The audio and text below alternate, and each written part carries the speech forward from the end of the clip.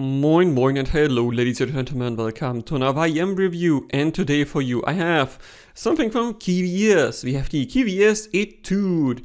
Yes, we check out their attempt on making an IEM that has a bone conduction driver.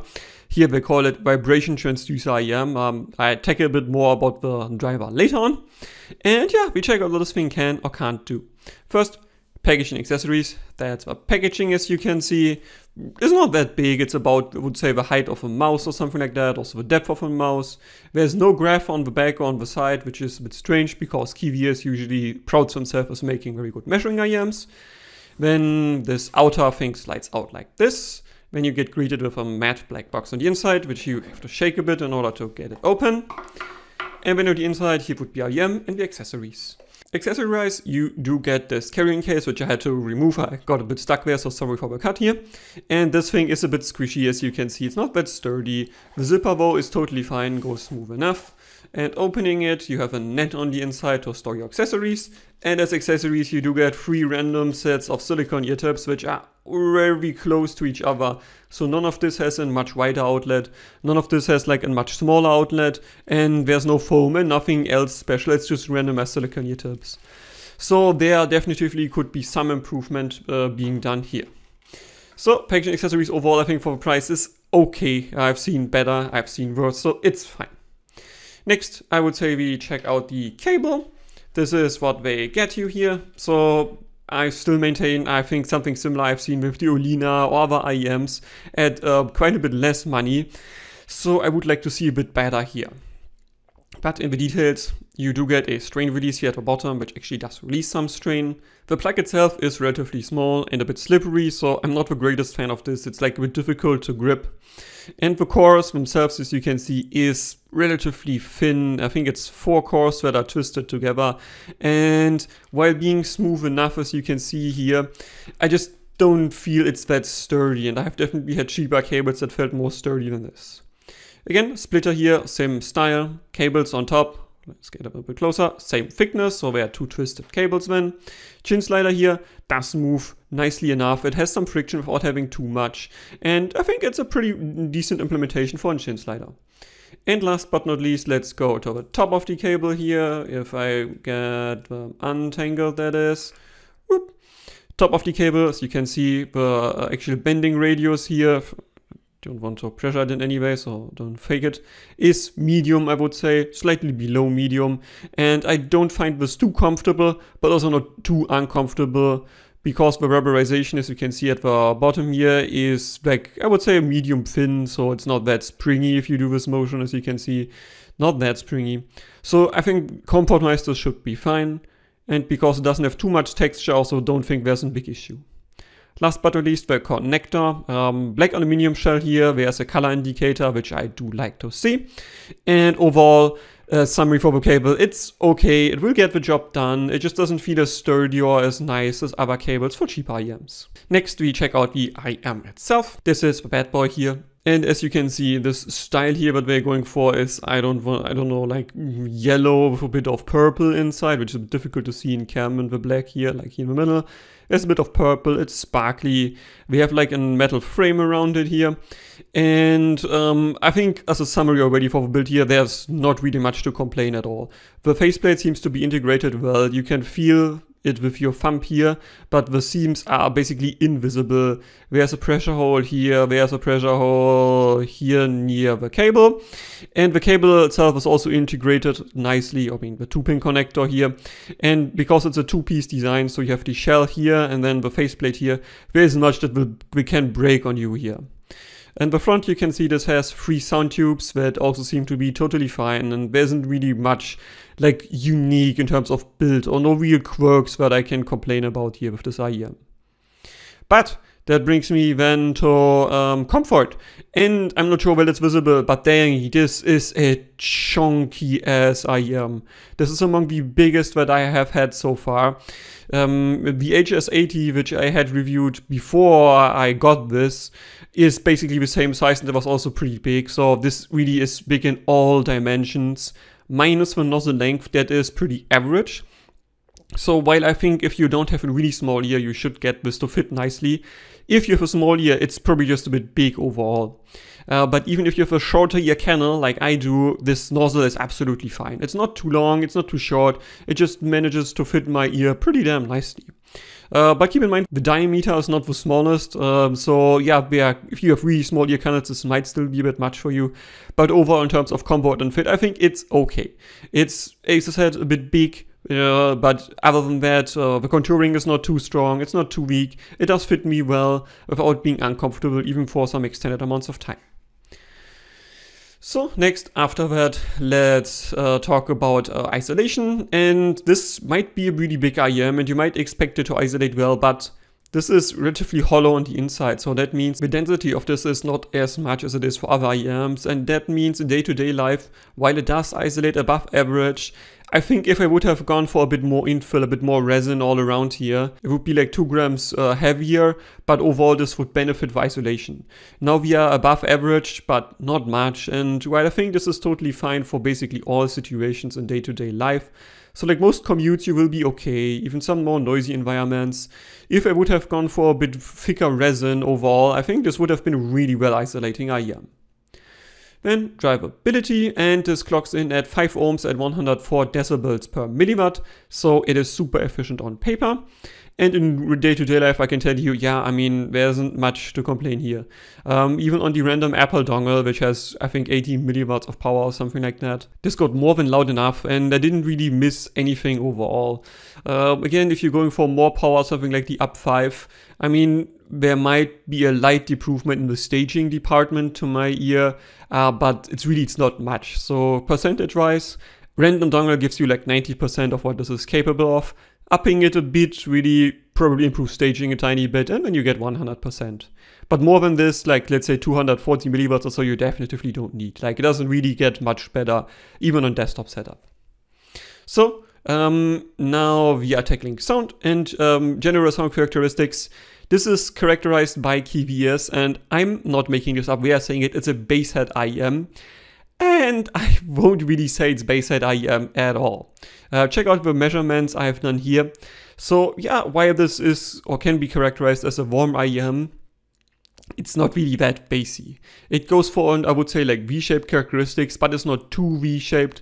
And the artifacts you can see here, which I will be taking in the bass department, it's real and we need to talk about it, but that comes a bit later. But first, starting off with upper treble and treble. And I mean, yeah, this does extend, according to Krappler, to like 16K or 15K, something like that.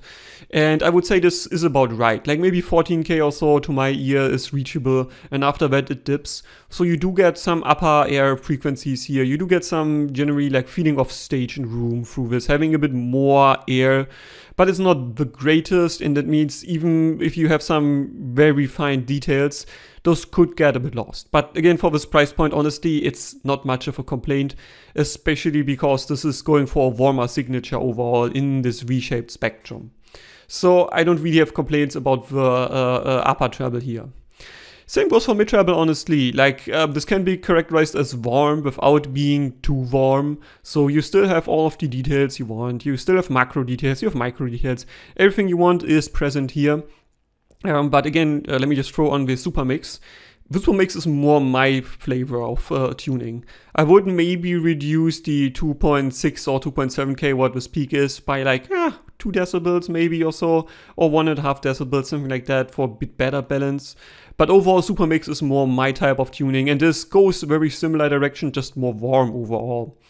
And that also means though female vocals, while still being pretty decent, I mean, yeah, they are not the best, and that means if you have a track like the Cyberpunk 77 soundtrack, the last song, Never Fade Away From There, it has a kind of recessed female vocalist, and that is just a bit too recessed with this. It's not gone or anything, it just could be a bit better, and I definitely do prefer the super mix for that. And also overall, tonality I think is absolutely fine here. String instruments, cymbals, they take a bit of a backstage overall compared to the vocals and the bass, but it's really not bad at all. And yeah, it's just a bit more of a warm signature, and they want to go for this, so I'm not faulting them for that. Coming to the mids, and I mean, this is I think the weirdest part about this. For basshead IEMs, the mids are actually pretty damn good. Like, they have enough presence, they have a good body, they actually do for most of the time, they pop in most genres, so they are not recessed at all. Even for the graph shows, it is definitely a bit reshaped. But they are actually pretty damn solid. And with the, I think, amount of 1.5K, which is a bit more than you would probably have with most other IEMs here, yeah, they come off as not overly forward, but forward enough for my side. And overall, I did enjoy the mids in basically all genres, minus, and now we're coming to the part where the graph shows you the artifact at like 250 Hertz. So, I have read a few of these reviews because I was curious when I first listened to this on HeadFi, and boy, I don't know what ears those people have, but sorry, the problem you see in the graph is real, and this is actually a bad one. If you listen to vocals with this, just pure vocals, if you listen to audiobooks, if you listen to something where the vocalist is a bit more front and center stage, this has a really bad artifact going on. The driver here, I think, extends to, I think, like, let's say 300 Hertz or even maybe a bit above that. So that means most vocalists have an absolutely catastrophic echoing effect after they speak. It sounds a bit like if somebody speaks through a, let's say, like a thick paper or so to you. So it just, it's weird, and it's like echoing, and it's really not good at all. And honestly, without this vibration driver here, I could see this as a recommendation for people liking a warm IEM. But with this driver, it's just not good. Like, really, this is audible in all songs where it's not super busy. But as soon as you do get the songs, it's noticeable. And if you have songs that are very busy, you don't hear it that much. But again, if you are sensitive, you will absolutely hear it. And if you're like me, you just do critical listening from time to time, you also can hear it. It's just not as perceivable as it is with just vocals. So that means if you listen to any YouTube video with this where it's just somebody explaining things, yep, this has this echoing artifact. Not great at all. And bringing me to bass, I mean, from bass at IEM, you can see there isn't that much bass. The Kiwi Ears the super mix that I threw on here at the same time, I mean, yeah, you can see again, this has more bass. Like, this is just a better bass implementation to my ear. It is a bit thumpier, it is a bit meatier overall, and it being a bit better separated also helps here. But yes, I mean, vibration driver doesn't help in the bass at all. It doesn't give you additional thump, it doesn't give you additional heft. It just gives you an artifact in the mid bass, and that's it. Like, it's audible as artifact, it doesn't give anything else. And as I shared with other reviews of bone conduction IEMs, I'm pretty sure this also doesn't vibrate in your ear that nicely. Like, yeah, it does create this vibrating artifact measuring, but if I press this in my ear, I'm not even sure if I have some actual bone conduction going on. So overall, I really don't think this is a nice implementation, and I think without this, the IEM would be better. And otherwise, I mean, the bass is pretty okay. It is not the most deep going. In my benchmark track, Interstellar's Mountains, which I use for sub-bass notes, there's a bass drop starting at like 2 minutes 10, and this IEM manages like 2 minutes 14, even on higher volume, and then it's gone. For reference here, good sub-bass IEMs manage 2 minutes 16, and that's significantly better, and this here is about average. So again, for a bass at IEM, it's just not that bassy. It won't satisfy you. It's not enough for a bass at IEM. And for a warm set, the artifact also completely kills it. And yeah, that brings me into the next part, soundstage, layering, and imaging. I mean, yeah, if there's one thing good here, it's actually soundstage, honestly. Where it has some soundstage, there's some width, there's some height going on, and you actually feel like there's a room. And also the imaging in this is absolutely, like, it's totally solid. It's not amazing or anything, but it's totally fine, and I never had the feeling I missed anything here. In fact, I did game Sandstorm and Hunt Showdown, and yeah, I mean, I had a pretty good time with it overall. Like, it didn't come off as lacking in any way. Then separation dynamics and coherence. And I mean, actually separation of this, I have to say, is pretty damn good. Most vocals and instrument lines are clean, they are separated. You don't feel like you miss anything. And even busy tracks are not really a problem. Even some more jazzy tracks, where I notice here Labyrinth from Nucleus, also absolutely fine in terms of separation. And even in the dynamics department after that, I mean, it's pretty damn good to my ear. Most instruments that are supposed to be loud are loud. Most instruments that are supposed to be quiet are quiet. So overall, really, it's totally fine in terms of the dynamics department. It doesn't blow me away, but I would say it's definitively above average.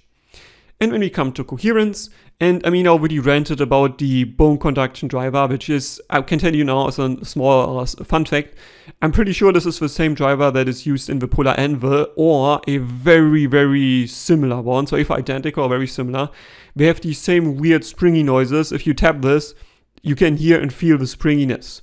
And I think this is worse implemented than the Anvil, because the problem of this is, if you tap it, you hear the springiness, but also if it just is in your ear, you hear it vibrating, like even without any power on, because this is kind of not really put in there nicely, so it kind of amplifies vibration that you just make through breathing and through being alive. And I can hear it, and it's annoying.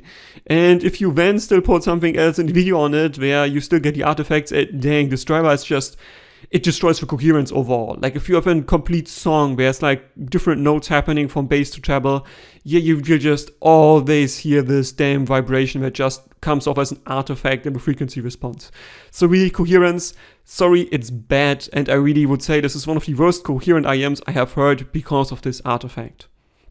Which then brings me to the verdict.